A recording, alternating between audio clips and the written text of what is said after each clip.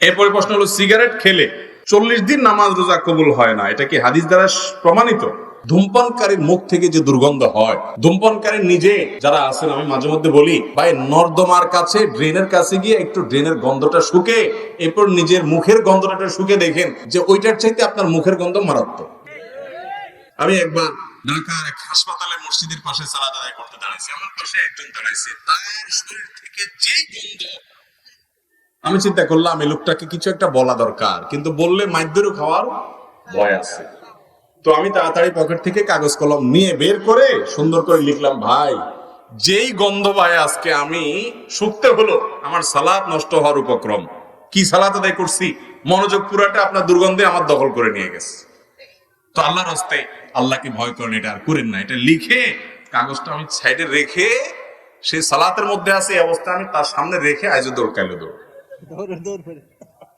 যে আমার দরকার হলো তার নসিহা করা, মাইদ্যর খাওয়ার তো দরকার নেই। তো নসিহার কাজ তো হয়ে গেছে, লিখে দিয়ে আসছে। ভাইরা আমার, যারা ধূমপান করেন তাদের মুখে এরকম বাজে অবস্থা তৈরি হয়। পৃথিবীতে ক্যান্সার এখন এত ব্যাপকভাবে ছড়াইছে, আমাদের দেশের কথা যদি আপনি বলেন, ঘরে ঘরে জনে জনে এখন পরিবারে পরিবারে ক্যান্সার। এবং ক্যান্সারের অন্যতম বড় কারণ হলো এই ধূমপান এবং জর্দা।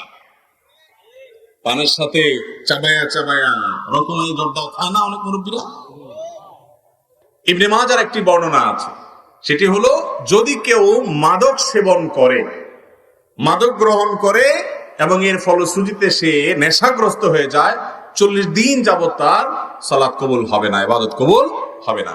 তো ধূমপানটা তো, এটা তো এর ফলে এক নম্বর কথা হলো মানুষ আসক্ত হয় না, মাতলামি করে না, মাতলামি আসে না। দ্বিতীয় কথা হলো যে ধূমপান এমনিতে নাজায়েজ এবং গুনাহের কথা, সেটা নিয়ে কোনো সন্দেহ নাই।